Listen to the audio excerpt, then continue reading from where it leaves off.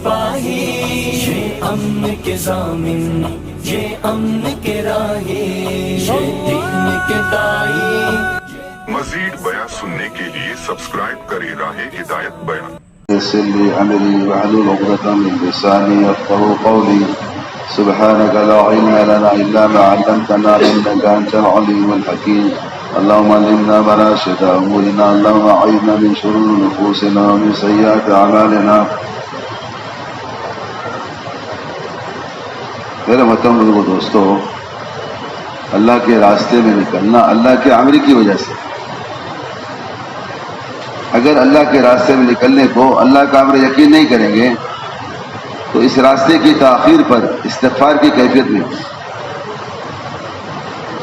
جو کیفیت صحابہ کرام کو اس راستے کی تاخیر پر تھی، جب تک کام کرنے والوں کو کے اندر وہ کیفیت نہیں پیدا ہوگی، جب تک کام کرنے والوں کو اس کام پر استقامت حاصل نہیں۔ استقامت انہیں حاصل ہوگی جو اللہ کے راستے کی تاخیر پر ملامت کریں اور اس تاخیر کو گناہ سمجھیں، اس تاخیر کو گناہ سمجھیں اور اس تاخیر پر جرم کی کیفیت ہو کہ ہم اقراری مجرم ہیں، کیونکہ اللہ کے راستے میں نکلنے میں تاخیر کرنا موجب عذاب، بقول مولوی الیاس رحمۃ اللہ علیہ کے اللہ کے راستے میں نکلنے میں تاخیر کرنا موجب عذاب ہے، عذاب الہی کو دعوت دینا ہے۔ جب امن و امان کے زمانے میں اللہ کے راستے میں نکلنے میں تاخیر کرنا موجب عذاب ہے، تو جس اعمال کے چھوٹنے کی وجہ سے عذاب آئے، حالات آئے، حالات کے زمانے میں اس میں تاخیر کرنا اور مزید ان حالات کو بد سے بدتر بنا دینا۔ حالات جو آتے ہیں وہ اس راستے کی تاخیر کی وجہ سے آتے ہیں، اس راستے کی۔ اس لیے 3 اعمال ایسے ہیں جو کسی بھی حال کی وجہ سے اگر یہ چھوڑ دیے جائیں گے یا کسی کی رعایت میں اس کو وقتی طور پر چھوڑ دیا جائے گا تو بقول مولانا یوسف صاحب رحمۃ اللہ علیہ کے یہ 3 اعمال پر اس سے برے حالات آئیں گے، اس سے برے حالات آئیں گے۔ کسی وقتی پریشانی یا وقتی رعایت کرتے ہوئے اس کو چھوڑ دیا جائے تو اس سے برے حالات آئیں۔ جن اعمال کے لیے مسلمان دنیا میں آیا ہے، اگر ان اعمال کو چھوڑ دے گا تو مسلمان کی حیثیت ختم ہو جائے گی۔ اس کی حیثیت ان اعمال کی وجہ سے ہے، اس کی حیثیت ان اعمال کی وجہ سے، اس کی قیمت، اس کی اہمیت، اور اسی اعمال کی وجہ سے مسلمان غالب رہے گا۔ لیکن باطل کی پوری کوشش ہے کہ ان اعمال سے مسلمان ہٹ جائیں یا ان اعمال کو ہلکا کر دیں یا ان اعمال کو چھوڑ دیں۔ فرماتے ہیں مولانا صاحب رحمۃ اللہ علیہ، سب سے پہلے مسلمان اللہ کے کسی امر کو یا اللہ کے کسی حکم کو کمزور کر دیتا ہے یا بگاڑ دیتا ہے یا ہلکا کر دیتا ہے، جب غیر دیکھ لیتے ہیں مسلمان خود بگاڑ رہا ہے تو غیر اس حکم کے مٹانے کی کوشش میں لگے۔ سب سے پہلے مسلمان جب اللہ کے کسی امر کو، کسی حکم کو ہلکا کر دیتا ہے، جب غیر دیکھ لیتے ہیں کہ مسلمان اس کی پرواہ نہیں کر رہا ہے تو غیر اس حکم کے خلاف قانون لاتے ہیں۔ کیا لاتے ہیں؟ قانون لاتے ہیں۔ جب قانون آ جاتا ہے تو اس کی آنکھ کی پٹی کھلتی ہے، پھر یہ قانون کے خلاف سڑکوں پر آتا ہے۔ قانون کے خلاف کس پہ آتا ہے؟ سڑکوں پر احتجاج کرتا ہے، حالانکہ قانون اسی کی وجہ سے بنا ہے۔ قانون بنانے میں اس نے معاونت کی ہے، قانون بنانے کا ذریعہ یہی ہے۔ فرماتے تھے مولانا یوسف صاحب رحمۃ اللہ علیہ کہ اگر مسلمان اللہ کے گھر کو ایمان سے، اعمال سے، ذکر سے، تلاوت سے ویران کر دیتا ہے تو اللہ تعالیٰ غیروں کو کھڑا کرتے ہیں اور غیر قانون بناتے ہیں، ان کو اللہ کے گھر میں آنے سے روکنے کے لیے۔ غیر قانون بناتے ہیں ان کو اللہ کے گھر میں آنے سے روکنے کے لیے۔ اس لیے جن اعمال کے لیے حضرت عمر رضی اللہ عنہ خود فرماتے ہیں اگر یہ 3 کام نہ ہوتے تو میں اللہ کے پاس چلا گیا ہوتا، مجھے دنیا میں رہنا پسند نہیں تھا، لیکن 3 کام کی وجہ سے دنیا میں آیا ہوں۔ جس کام کے لیے مسلمان بھاگ رہا ہے اس کام کے لیے مسلمان آیا ہی ہے۔ لوگوں نے پوچھا وہ 3 کام کون سے ہیں؟ فرمایا پہلا کام یہ ہے کہ اللہ کے راستے میں پیدل چلنے کے لیے آیا ہوں۔ اللہ کے راستے میں پیدل چلنے کے لیے آیا ہوں. اگر اللہ کے راستے میں پیدل چلنا نہ ہوتا تو میں اللہ کے پاس چلا گیا. دوسرا کام، میں لمبے لمبے اللہ کی زمین پر لمبے لمبے دیر تک سجدہ کرنے کے لیے آیا ہوں. اگر لمبا سجدہ نہ ہوتا تو میں اللہ کے پاس چلا گیا. سوچو، مسلمان سجدے کرنے کے لیے آیا ہے لیکن سجدے سے بھاگ رہا، سجدہ کرنے کو تیار نہیں. جو سجدہ کرتے بھی ہیں وہ بھی سجدے کو بگاڑ دیتے ہیں. سجدے کو کیا کرتے ہیں؟ بگاڑ دیتے ہیں. اس کو معلوم ہو جائے یہ سجدہ کہاں کر رہا ہے، اس کو معلوم ہو جائے، یقین ہو جائے کہ اس کی پیشانی کہاں پر ہے، تو کبھی بھی سجدے سے سر اٹھانے کو جی نہ چاہے. لوگ دعائیں کرتے ہیں کہ اللہ موت آئے. نماز میں سجدے کی حالت میں حضرت شیخ رحمۃ اللہ علیہ زکریا رحمۃ اللہ نے لکھا ہے، اللہ کے بڑے بڑے احسانات مجھ پر ہیں، کس قدر احسانات کا تذکرہ کروں. میری بیٹی موجودہ حضرت کی دادی حضرت معیشت رحمۃ اللہ علیہ کی اہلیہ کا انتقال نماز کی حالت میں، سجدے کی حالت میں. نمازی کی تمنا ہے میری موت آئے سجدے کی حالت میں، روزے دار کی تمنا ہے میری موت آئے روزے کی حالت میں، حاجی کی تمنا ہے میری موت آئے حالت احرام میں. دائی کی کیا تمنا ہے؟ یہ دائی کی تمنا ہونی چاہیے کہ میری موت آئے اللہ کے راستے. مفتی شفیع صاحب رحمۃ اللہ علیہ جو مفتی اعظم گزرے ہیں، ان کے بیٹے حضرت مفتی تقی صاحب عثمانی فرماتے ہیں کہ ہمارے والد صاحب کی تمنا یہ تھی کہ میں اللہ سے دعا کروں کہ رمضان میں اللہ کے پاس چلا جاؤں، لیکن تمہاری وجہ سے ہمارے گھر والوں کے رمضان کے معاملات اتنے مضبوط تھے، اتنے لمبے معاملات تھے کہ میری تجہیز اور تکفین کی وجہ سے تمہارے معاملات متاثر ہوں گے. ورنہ میں اللہ سے دعا کرتا کہ اللہ مجھے رمضان میں بلا، اللہ مجھے بلا لے رمضان میں بلا. تیسرا کام یہ ہے کہ میں نیک و صلح لوگوں کے پاس بیٹھ کر اچھی بات سننے کے لیے، اگر یہ اچھی باتیں نہ ہوتی، یعنی تعلیم کے حلقوں میں بیٹھ کر اللہ اس کے رسول کی باتیں سننے کو نہ ہوتی تو میں اللہ کے پاس چلا. مسلمان تعلیم کو کسی خاص جماعت سے منسوب کر کے تعلیم چھوڑ دے بات.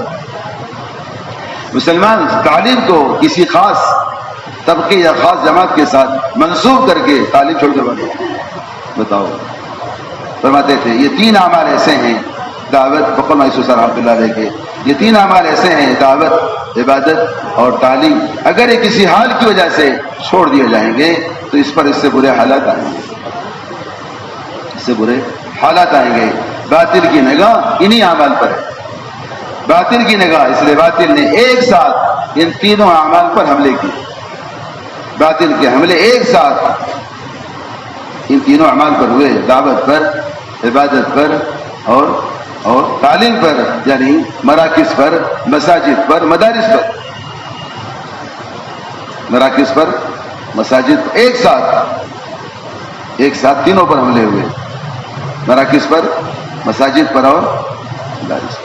کیونکہ یہ اعمال ایسے ہیں، یہ تو اللہ کے راستے میں نکلنے والے اگر میدان قتال بھی آ جائے یہ اعمال نہیں چھوڑ سکتے، کیونکہ انہی اعمال کی وجہ سے مسلمان کی فتح ہوئی ہے، انہی اعمال کی وجہ سے دشمن مغلوب ہوئے ہیں. اگر یہ اعمال چھوڑ دیے جائیں گے، حضرت ابوبکر صدیق رضی اللہ عنہ وہ جماعتوں کو جو بیرون جاتے تھی ان کو ہدایت دیا کرتے تھے اللہ کے راستے میں نکل کر، اگر تم 2 اعمال کی پابندی کر لو تو اللہ کی مدد تمہارے ساتھ رہے گی، اللہ کی مدد تمہارے ساتھ رہے گی. پہلا عمل یہ ہے اللہ کے راستے میں نکل کر رات کا قیام مضبوطی کے ساتھ پکڑ لو، اور دوسرے قرآن پاک کی تلاوت. اس میں بہت کمزوری ہے، حالانکہ قرآن کو رات کے قیام کے ساتھ خاص نسبت ہے. قرآن پاک کو رات کے قیام صاحب رحمۃ اللہ فرماتے تھے جتنا تیز رفتاری سے میں نے تہجد میں قرآن پاک کی تلاوت کو دیکھ کر اللہ کا قرب حاصل کیا ہے، میں نے بہت سارے بزرگوں کے اوراد و وظائف پڑھے سنے، لیکن جو قرب اور جو تعلق اور جو اللہ کا قرب مجھے حاصل ہوا تہجد میں قرآن پاک کی تلاوت سے، وہ کسی بزرگ کے کسی اوراد و وظائف میں حاصل نہیں ہوا، کسی بزرگ کے کسی اوراد و وظائف میں حاصل نہیں. 2 اعمال، ایک رات کا قیام، دوسرے قرآن پاک کی تلاوت. اس لیے رات کے قیام کے بغیر ہم دعوت کا کام نہیں کر سکتے.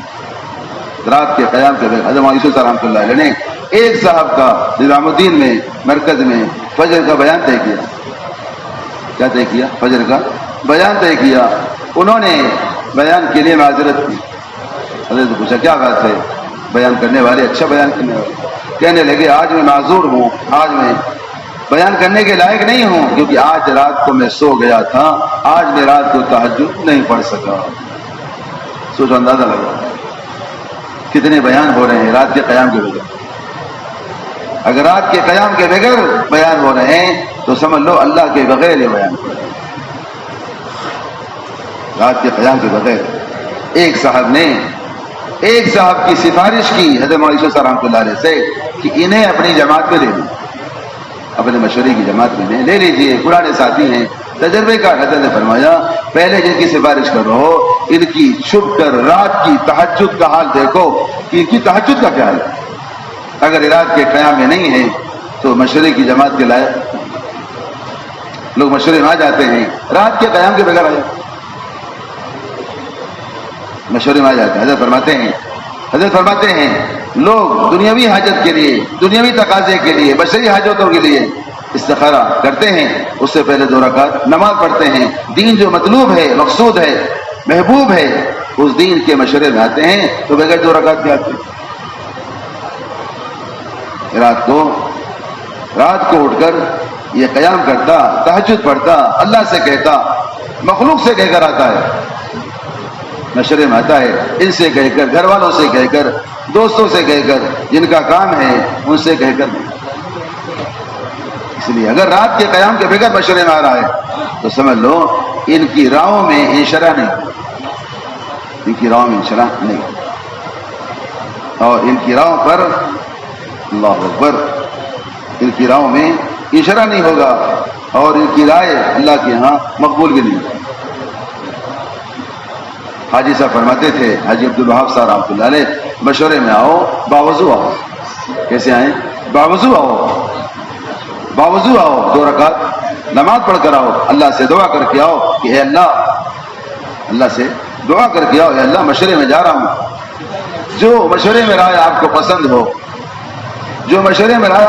ہو، وہ ہمارے دلوں میں اور ہمارے ساتھیوں کے دلوں میں اتار دیجیے. جو رائے آپ کو ناپسند ہو وہ ہمارے دل سے اور ساتھیوں کے دلوں سے نکال کر جھڑک دیجیے.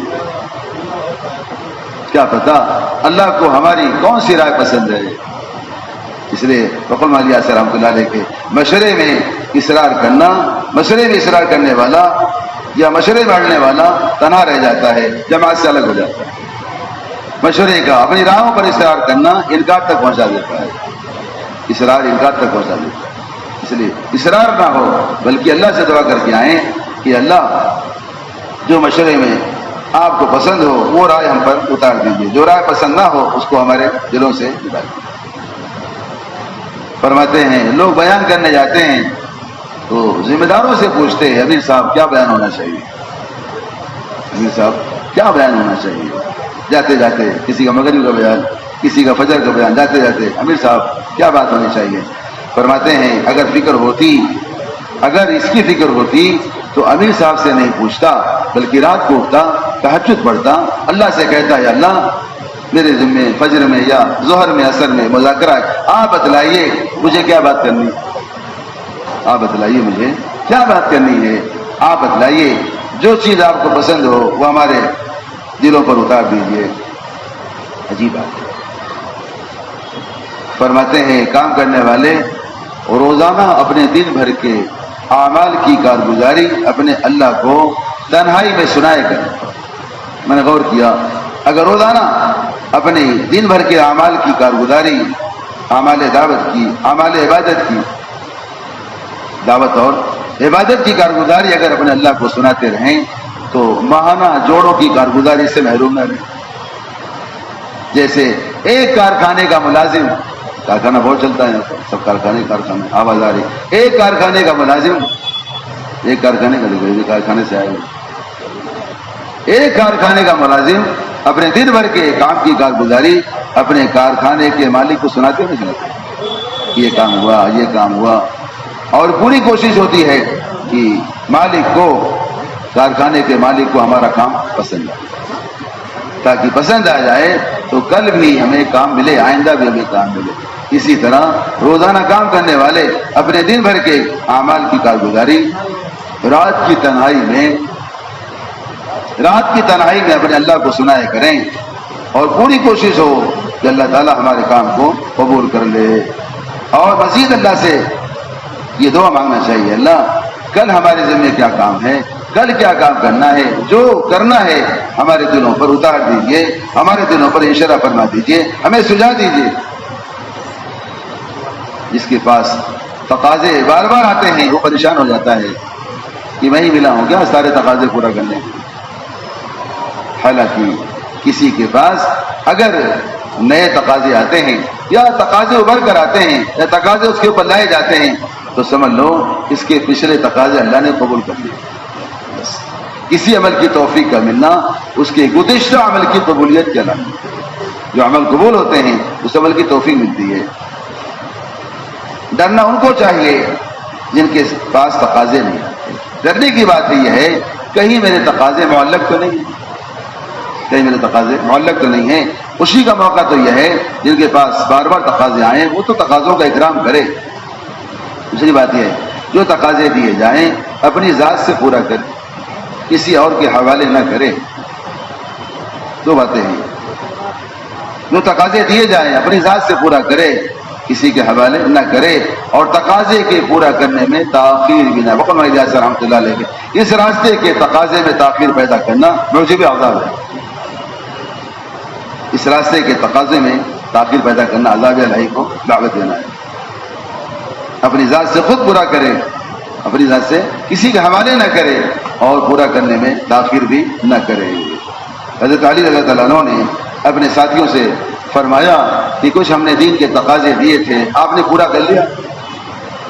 ساتھیوں نے کہا حضرت پورا نہیں کر سکے، تقاضے ویسے پینڈنگ رہ گئے، باقی رہ گئے. حضرت نے فرمایا کہ جو تقاضے دیے جائیں اس کو وقت پر پورا کر لیا کرو ورنہ یہود و نصارہ تمہاری گردنوں پر سوار ہو جائیں گے. یہی وجہ ہے اس وقت مسلمانوں کی گردنوں پر یہود و نصارہ کے سوار ہونے کی. جو تقاضے دیے جاتے ہیں وہ تقاضے پورے نہیں ہو رہے ہیں. حضرت یحییٰ علیہ السلام سے باری تعالیٰ نے فرمایا یحییٰ علیہ السلام یہ تقاضا دیا، نبیوں کو بھی تقاضے دیے جاتے تھے. تقاضا یہ تھا کہ تم بنی اسرائیل کو بیت المقدس میں جمع کر کے ہماری 5 باتیں جو امانت ہے پہنچاؤ. باتوں کا پہنچانا امانت ہے، باتوں کو پہنچانا امانت ہے. اس امانت کا حساب ہوگا، اس امانت کے بارے میں سوال ہوگا. ہماری 5 باتیں بیت المقدس جو مقدس مقام ہے، اس لیے مقدس مقام پر جمع کر کے بات سنانے کے اثرات اور ہوتے ہیں. اس لیے مسجدیں بنتی ہیں ہدایت کے لیے. حضرت الیاس صاحب رحمۃ اللہ فرماتے تھے اللہ کا شکر ہے، اللہ کا فضل ہے، اتنی قربانیاں اس سرزمین نظام الدین کی 4 دیواری میں مدفون ہیں کہ قیامت تک اس کے اثرات ختم ہونے والے ہیں.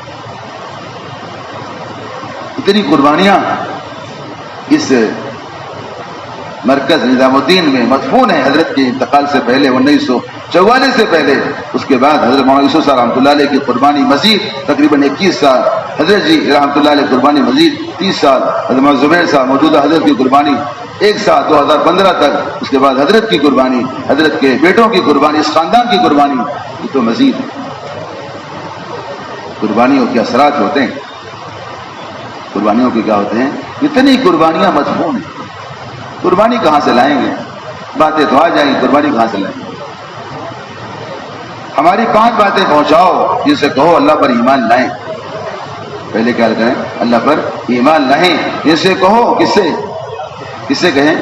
بنی اسرائیل سے کہو کہ نماز قائم کریں، ان سے کہو زکوٰۃ وقت پر ادا کریں، ان سے کہو رمضان کے روزے رکھیں، اور ان سے کہو اللہ کا ذکر کثرت سے کیا کریں. 5 باتیں: ایمان، نماز، ذکر اور زکوٰۃ اور روزہ. کسی وجہ سے حضرت یحییٰ علیہ السلام سے اس تقاضے کے پورا کرنے میں تاخیر ہو گئی. کیا ہو گئی؟ تاخیر ہو گئی. ان کے چچا زاد بھائی یا خالہ زاد بھائی حضرت عیسیٰ علیہ السلام اسی زمانے میں تھے، بھائی لگتے تھے رشتے میں. انہوں نے یاد دلائی کہ میرے بھائی ایک ذمہ داری اللہ نے دی تھی، آپ نے پورا نہیں کیا. اگر آپ کسی وجہ سے مشغول ہیں تو میں فارغ ہوں، لاؤ یہ تقاضے میں پورا کر دیتا ہوں. سنیں غور سے، تقاضے میں پورا کر دیتا ہوں، میں فارغ ہیں. ہاں میں ادھر ہی جا رہا ہوں، مستورات کا آپ کے ذمہ تھا، میں پورا کر کے آ جاؤں. میں وہیں جا رہا ہوں، آپ یہیں رک جائیں، یا آپ وہیں گئے میرا بھی تقاضا پورا کر دیا. حضرت عیسیٰ علیہ السلام نے فرمایا اپنے بھائی سے، عیسیٰ علیہ السلام آپ ہرگز ایسا مت کرنا، جو ذمہ داری اللہ نے مجھ پر ڈالی ہے اگر آپ نے پورا کر دیا تو اللہ مجھ پر عذاب لائیں گے، مجھ کو زمین میں دھسا دیں. یہ سوچنے کی بات ہے. تقاضے میں تاخیر نہیں ہونا چاہیے، تقاضے میں تاخیر نہیں ہونا چاہیے، اور تقاضے کسی اور کے حوالے نہیں. جس کو جو تقاضا دیا جائے اپنی ذات سے پورا کرے. تقاضے کے ملنے پر خوشی کا اظہار کرے. شکر کا مقام ہے تقاضے بار بار ملے، کیونکہ جس کے تقاضے آئندہ کے تقاضے ان پر کھولے جاتے ہیں جو گزشتہ تقاضے قبول کر لیتے ہیں. جو تقاضے پورا نہیں کرتے وہ آئندہ کے تقاضے سے محروم رہ جاتے ہیں. دوسری بات یہ ہے، حضرت علیہ صاحب رحمۃ اللہ فرماتے تھے دعوت اور عبادت کو جمع کرنا یہ تذکیر عالم کا نسخہ ہے. اس کے بغیر عالم کی کوئی طاقت، عالم کی کوئی مادی شکل مسخر ہو نہیں سکتی.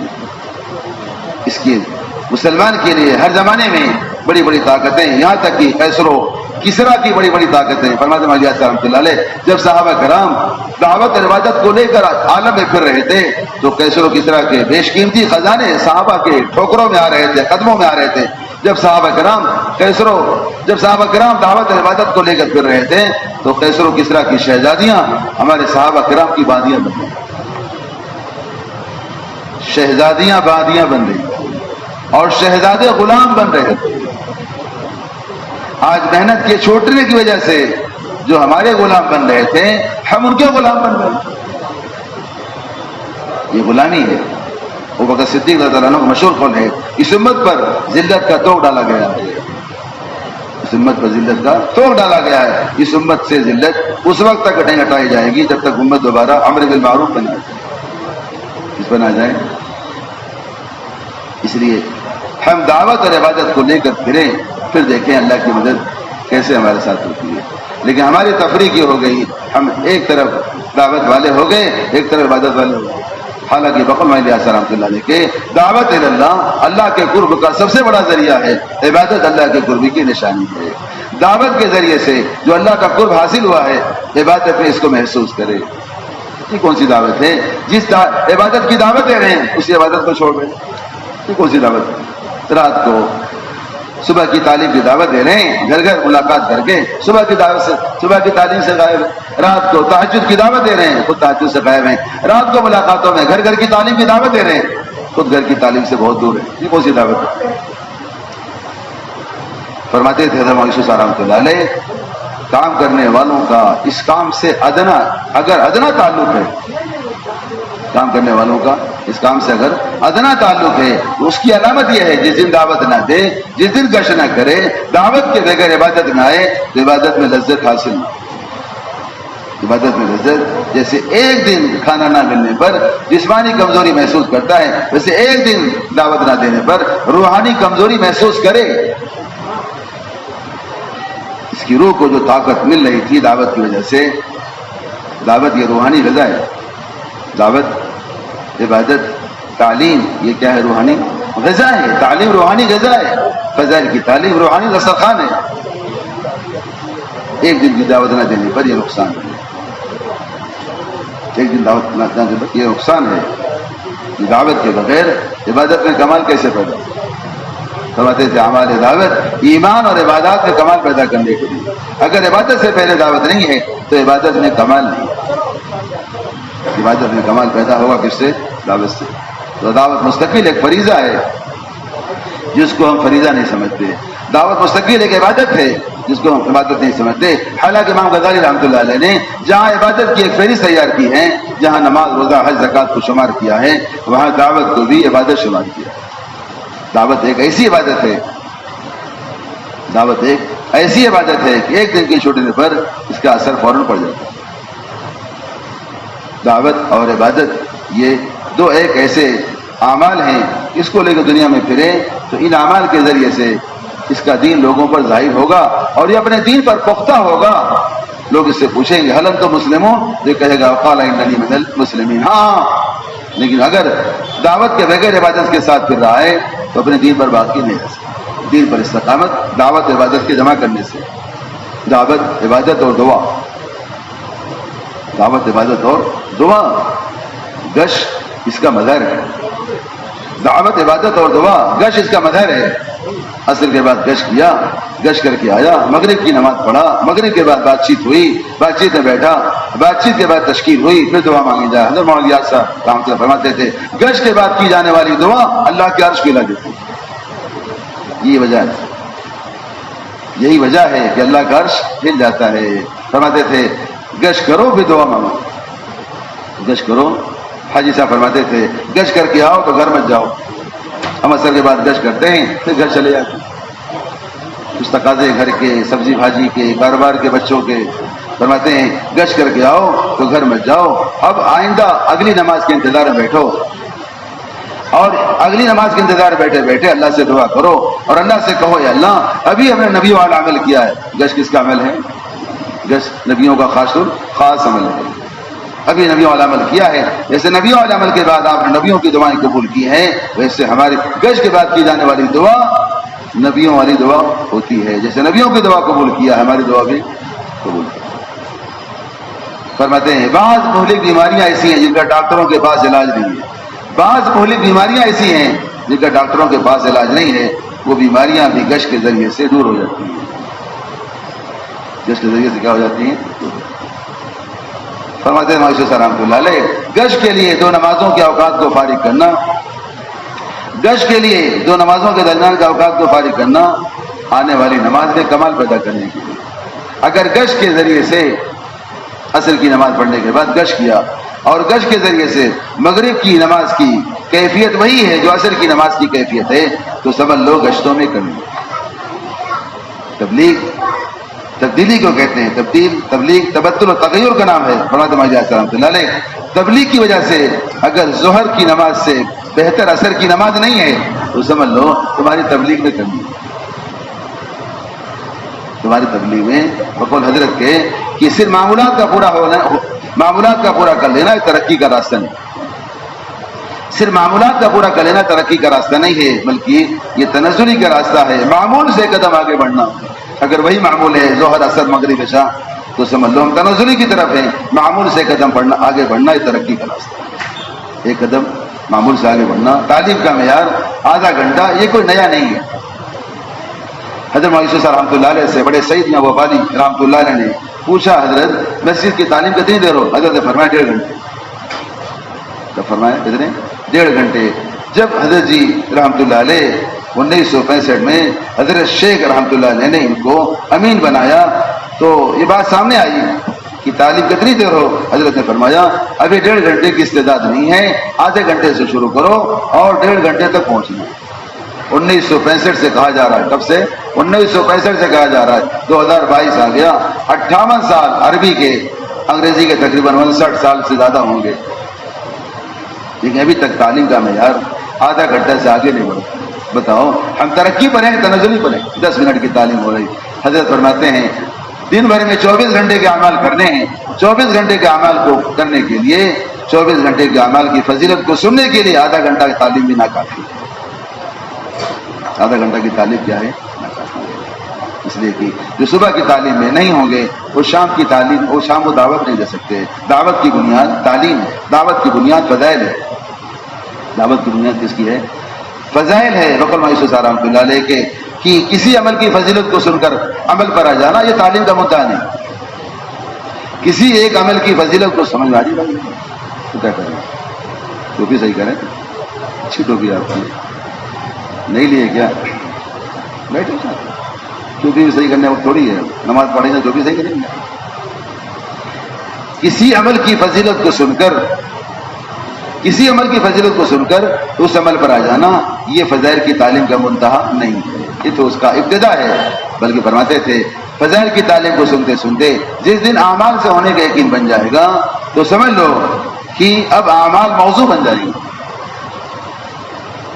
جس دن فضائل کی تعلیم کو سنتے، فوراً نہیں ہوگا، سنتے سنتے سنتے ایک دن اعمال سے ہونے کا یقین بن جائے گا۔ جس دن اعمال سے ہونے کا یقین بن جائے گا، اسی دن سے اعمال موضوع بن جائیں گے، اسی دن سے اعمال کو بنا کر سنوار کر اللہ کی بارگاہ میں پیش کرنے کا جذبہ بن جائے۔ ابھی تو جذبہ ہی نہیں ہے، فرماتے ہیں حضرت کہ فضائل کی تعلیم کا مقصد یہ ہے کہ عمل کے وقت عمل کی فضیلت یاد ہے۔ اگر فضائل کی تعلیم میں صبح میں شریک نہیں ہوگا تو دن بھر اسباب میں جا کر مشاغل کی اسباب کی تردید نہیں کر سکتا۔ تردید وہ کرے گا جو اعمال سے ہونے کے، اللہ کے وعدوں کے یقین کی تجدید کرے گا، وہی اسباب کی تجدید کرے گا۔ صبح کی تعلیم میں بیٹھ کر اگر کسی عمل کی فضیلت کو سنا ہے، مثال کے طور پر ظہر کی 4 رکعت کی سنت کی فضیلت سنا کہ ظہر کی 4 رکعت سنت تہجد کے 4 رکعت کے سنا ہے نہیں سنا؟ تہجد کے 4 رکعت کے برابر ہے۔ بتاؤ جس کو یقین ہو جائے کہ ظہر کی 4 رکعت سنت تہجد کے، پہلی بار سن رہا ہے، غور سے سن رہا ہے، تہجد کے 4 رکعت برابر ہے۔ اما جان فرماتی ہیں ظہر سے 4 رکعت پڑھ لے اور ظہر کے بعد 4 رکعت پڑھ لے، ظہر کے بعد 4 رکعت سمرا، 2 رکعت سنت 2 رکعت نفل پڑھ لے، اس کے جسم کو جہنم کی آگ کبھی نہیں چھو سکتی۔ اب اس وقت اگر یہ صبح کی تعلیم میں سنا ہے، اگر دوپہر میں اس نماز کے وقت اس کی فضیلت یاد نہیں ہے تو سمجھ لو صبح کی تعلیم سے فائدہ حاصل نہیں۔ حضرت فرماتے ہیں اگر ایک دن کی فضائل کی تعلیم چھوٹ جاتی ہے تو 24 گھنٹے کے اعمال سے احتساب نکل جاتا ہے، عمل کرتا ہے احتساب کے بغیر، جیسے بغیر نیت کے عمل نہیں ہوتا ویسے بغیر احتساب کے اجر بھی نہیں ملتا۔ وقت مایوس رحمۃ اللہ علیہ فرماتے تھے لوگ بڑے بڑے اعمال کر لیتے ہیں، بڑے بڑے ہزاروں لاکھوں کروڑوں دراہم و دینار خرچ کر دیتے ہیں، لیکن اس عمل پر اللہ کی طرف سے کیا وعدے ہیں، اس عمل پر اللہ کی طرف سے کیا اجر ملنے والا ہے، اس اجر کا یقین نہیں ہے، اس اجر کا یقین نہیں ہے، ان وعدوں کا یقین نہیں ہے۔ بڑے بڑے عمل کر لیتے ہیں اور اس پر اللہ کی طرف سے اجر کی ملنے کی اگر امید نہیں ہے، ایسے اللہ تعالیٰ ایسے نا امیدوں کو ایسے عملوں پر اجر بھی نہیں دیا کرتے۔ عمل بڑا کرتا ہے لیکن اجر کا وعدوں کا یقین نہیں کرتا، کیونکہ ایک دن کی تعلیم چھوڑنے کا یہ نقصان ہے۔ مستقل عمل ہے، آدھا گھنٹہ کی تعلیم، تو اس سے آگے بڑھنا چاہیے، اس لیے کہ دعوت کی بنیاد فضائل ہے۔ فرماتے مولانا رحمۃ اللہ علیہ وہ فضائل کا تعلق سنن اور مستحبات سے ہے، فضائل کا تعلق کس سے ہے؟ سنن اور مستحبات سے ہے، اور مسائل کا تعلق فرائض اور واجبات سے ہے، مسائل کا تعلق فرائض اور واجبات سے ہے، لیکن مسائل والے علم پر پہنچنے کے لیے فضائل والا راستہ اختیار کرنا۔ امت فضائل پر آئے گی تو مسائل کو سیکھے گی، فضائل پر آئے گی تو مسائل کو سیکھے گی۔ اس لیے شام کو جب کاروبار سے، تجارت سے، مشغلے سے واپس آئے تو مسجد کی تعلیم میں شریک ہو کر، مسجد کی آبادی کی محنت کر کے، مسجد میں اعمال کے فضائل کو سن کر اب گھر جائے گا تو اپنی کمائی کی نفی اور تردید کرے گا، ورنہ اپنی کمائی کے لوگ گانے گاتے ہیں، میں نے ایسے کمایا، ویسے کمایا، بڑی ٹرک سے کمایا۔ اللہ نے ساری ٹرک کو اور ساری تکنیکی کو، سارے تجربات کو کچھ دن پہلے، کچھ سال پہلے، کچھ مہینے پہلے بتلا دیا کہ آپ کی تکنیک اور آپ کی ٹیکنالوجی اور آپ کے طریقے سے آپ کمائی۔ بڑے بڑے مال، بڑے بڑے شاپنگ سینٹر کو اللہ نے بند کر کے بتلا دیا۔ کہاں گئی آپ کے تجربات، کہاں گیا آپ کا ہنر؟ بڑے ہنرکار تھے، بڑے فنکار تھے تجارت میں، بڑے بڑے مالوں کو اللہ نے بند کر کے دکھلا دیا۔ جا کر گھر والوں کے سامنے اسباب کی، مال کی، بازار کی، چیزوں کی، شکلوں کی۔ فرماتے ہیں جب مسجد سے جاؤ، مسجد سے اعمال کر کے جاؤ، گھر پہنچتے ہی فوراً مسجد کے اعمال کا ماحول بنا لو۔ اگر گھر پہنچتے ہی تم نے مسجد کے اعمال کا ماحول نہیں بنایا تو تم گھر والوں کے ساتھ غافل رہو گے۔ ہم پہنچتے ہی کیا بنا، کیا نرم، کیا گرم، کیا کھانا، کیا تیکھا، کیا میٹھا، اسی میں رہ جاتے ہیں، اور جو اعمال ہم مسجد سے لے کر آئے تھے وہ اعمال کو چھوڑ دیتے ہیں۔ بس وہ اعمال ہمارے گھر کی دہلیز تک، ہمارے گھر کی چوکٹ تک رہتے ہیں، ہمارے گھر میں عمل داخل نہیں۔ ایک چیز یہ ہے کہ دعوت اور عبادت کو جمع کرنا ضروری ہے۔ صحابہ کرام نے دعوت اور عبادت کو اللہ کے راستے میں بھی جمع کیا. انہیں یقین تھا اگر ہم دعوت اور عبادت کو جمع نہیں کریں گے تو اللہ کی مدد ہمارے ساتھ نہیں. یوشع بن نون اللہ کے راستے میں عصر کی نماز کا وقت ہو. داعی تو دوسروں کی عبادت کے لیے بے چین رہتا ہے، اس کی عبادت کیسے چھوڑے؟ داعی تو دوسروں کی عبادت کے لیے اللہ یہ دیکھنا چاہتے ہیں، اللہ یہ دیکھنا چاہتے ہیں ہمارے ان بندوں کے دلوں میں اس عبادت کی کتنی اہمیت ہے. ہمارے بندوں کے دلوں میں جنہیں ہم نے عبادت کی توفیق دی ہے، ان کے دلوں میں ان بندوں کی عبادت کی کتنی اہمیت ہے جو عبادت سے بہت دور. عصر کا وقت ہو گیا. اللہ سے دعا کریں اللہ ایک طرف آپ کا حکم ہے کہ آپ کے بندوں کو آپ کی طرف بلائیں. دعوت دینا اللہ کا حکم ہے، دعوت دینا اللہ کا امر ہے، دعوت دینا اللہ کا امر ہے. جب تک امر یقین نہیں کریں گے جب تک دعوت پر استقامت حاصل نہیں ہوگی. ایک طرف آپ کا حکم ہے آپ کے بندوں کو آپ کی طرف بلایا جائے، دوسری طرف آپ کا حکم ہے کہ نماز قائم کیا جائے. دونوں احکام ایک ساتھ جمع ہو گئے. اب اگر دشمن سے مقابلہ کریں تو عصر کی نماز قضا ہو جائے، عصر کی نماز پڑھیں تو دشمن تو طاق میں رہتے ہی تھے، دشمن تو طاق میں رہتے ہی تھے، یہ نماز میں آ جائیں. اتنا جان کا خطرہ ہے پھر بھی عبادت نہیں چھوڑ. جان کا خطرہ ہے، دشمن مقابلے میں ہے اور دشمن کا سپہ سالار اپنی پورے ساز و سامان کے ساتھ اپنی لشکر کے ساتھ قریب آ چکا ہے. مسلمان کا سپہ سالار یہاں تک قریب آ گیا کہ لوگ بس انتظار میں ہیں کہ حملہ ہو جائے. جان کی پرواہ نہ کر جرجا کو حضرت خالد بن ولید دعوت دے دیا. اللہ نے دیکھ لیا کہ اس بندے کے دل میں میرے بندے کی ہدایت کی کتنی تمنا ہے، اللہ نے فوراً جرجا کو ہدایت دے دی. یس اللہ سے دعا کریں اللہ سورج بھی معمور ہے، ہم بھی معمور ہیں. فرق یہ ہے سورج ہمارے لیے معمور ہے اور ہم آپ کے لیے معمور ہیں. اللہ سورج کو یہ مسخر کر دیجئے. اللہ نے سورج کو مسخر کر دیا، سورج وہی رکا رہا اطمینان سے عصر کی نماز پڑھنے کے بعد آگے. اس کے بغیر عالم کی کوئی طاقت مسخر نہیں. اس کے لیے اللہ تعالیٰ نے ہمارے صوبے کی پہچان مقامی محنت سے کی. ملکوں میں جماعتیں جاتی ہیں مقامی اعمال کے ذریعے سے. اللہ نے ثابت کر دیا کہ اتنا بڑا اجتماع بھی مقامی اعمال سے ہی ہو سکتا ہے. اتنا بڑا اجتماع مقامی اعمال سے ہو سکتا ہے. مقامی محنت میں بقول حضرت جی رحمۃ اللہ علیہ کے اللہ تعالیٰ نے مقامی محنتوں میں مقامی اعمال میں سارے عالم کے انسانوں کی ہدایت کو چھپا دیا. جیسے اللہ نے سارے باغات کو ایک آم کی گٹھلی میں چھپا دیا.